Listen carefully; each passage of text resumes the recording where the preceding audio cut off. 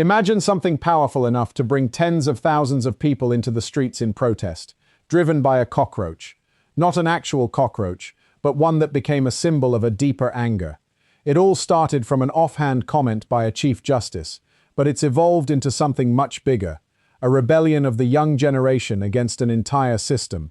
The question is, how can a single statement become a political movement that threatens the power of a leader who has dominated India for over a decade? This is the story of India's cockroach movement, an event that most of the world hasn't yet noticed, but one that has the potential to shape the political future of a nation of nearly 2 billion people.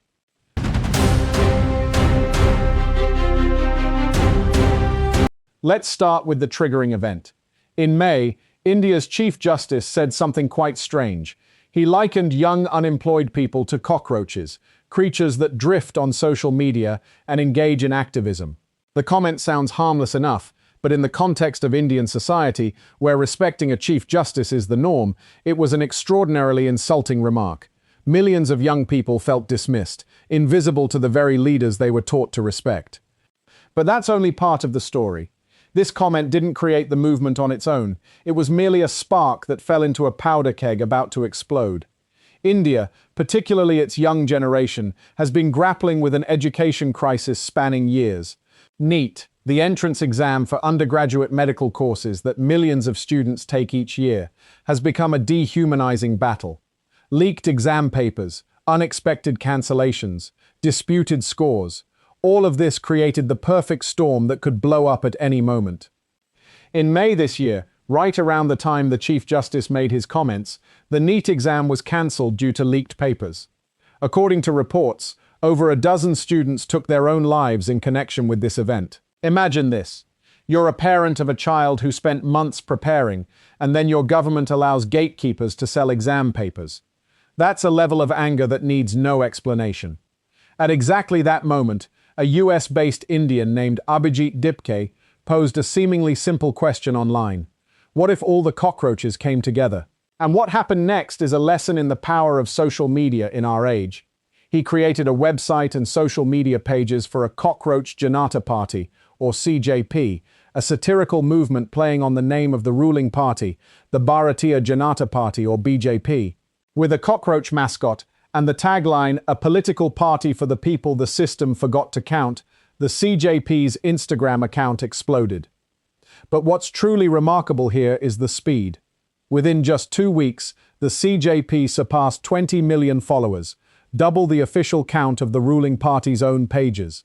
Think about that for a moment. A movement created by an unofficial individual, starting as a political meme, attracted more attention than the formal political machinery of one of the most powerful parties in the world. This isn't just a viral moment on the internet. This is a profound sign of something brewing beneath the surface. But when this movement shifted from social media to the streets, everything became real. In early June, physical protests began in New Delhi, with Dipke returning to India to organize. At first, there were only hundreds, but the numbers began climbing. Thousands, then tens of thousands. A key factor in the movement's growth was the involvement of Sonam Wangchuk, a well-known activist and educator. He began a hunger strike on June 28th to support the movement, and when police forced him into hospital on July 18th, instead of quieting things down, it only added fuel to the fire. But there's one factor that most people overlook: the broader context of Gen Z protests across the region. In recent years, South and Southeast Asia have witnessed a series of youth-led movements. The anti-citizenship law protests in Bangladesh, the uprisings in Nepal, they all share something in common. They start around a specific issue, but evolve into a broader rebellion against larger problems: inequality, corruption, and the sense that government treats the young generation with indifference or worse, contempt. The cockroach movement seems to be following the same trajectory. What happened next was a crucial move. On July 20th, a Monday, coinciding with the first day of India's new parliamentary session, tens of thousands of protesters assembled. They wanted to march from their permanent protest site to the Parliament building, but police refused permission. When protesters advanced anyway, police responded with kettling, batons, and tear gas.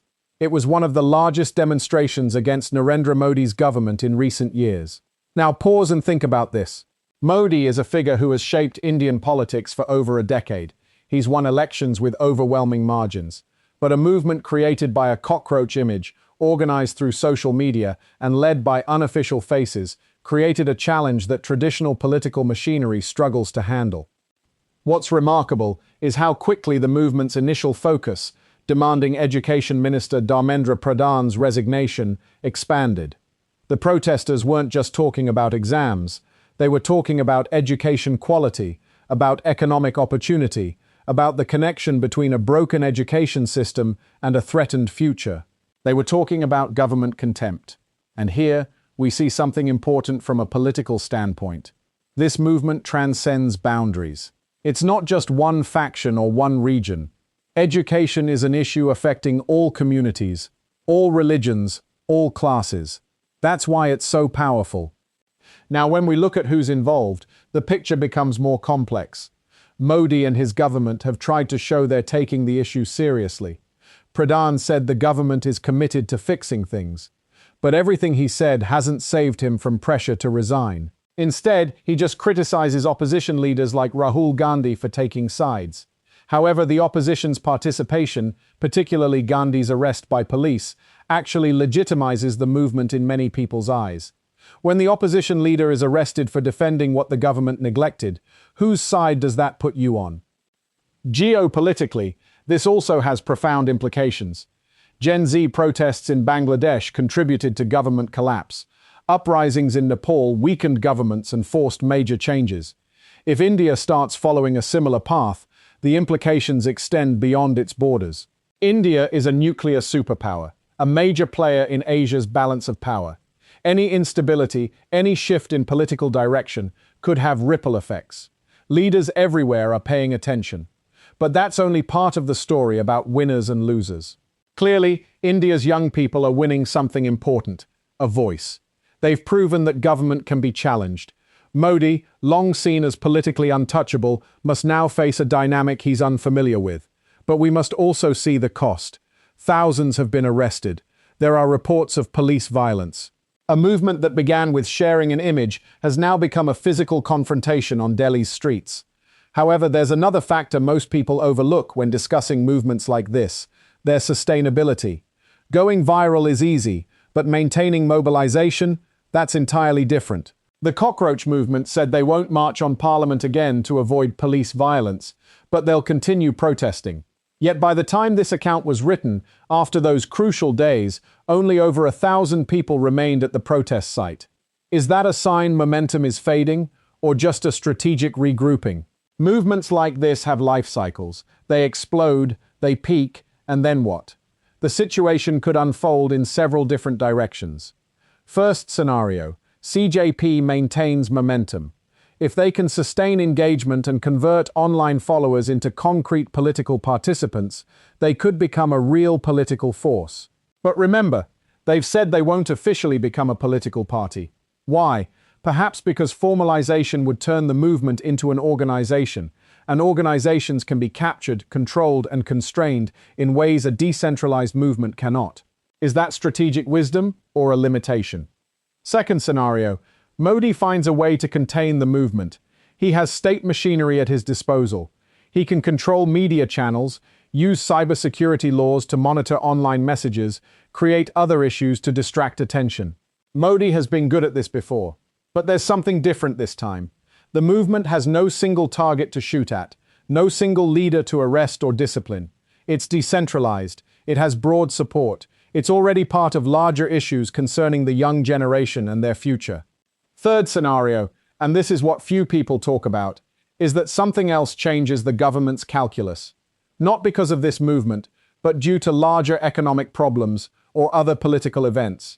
An economic crisis could erode political support faster than any movement. Or Indian politics could continue as it always has, with some policy changes but no fundamental structural shift.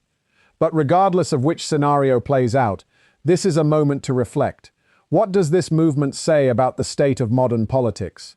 Clearly, young people can organize through social media without traditional political mechanisms. Clearly, they're willing to take to the streets when they feel abandoned. And clearly, a symbol, a cockroach, can become powerful enough to mobilize forces that those in power must acknowledge. The real question isn't whether Modi will collapse. The real question is, how long before the politics of every nation will be shaped by these non-institutional movements, organized by anonymous faces online, and driven by emotions too large to control? Thank you for following this story. If you found it interesting, please subscribe, turn on the notification bell, and share it. For now, this is goodbye. Thank you for staying with Societale Stories.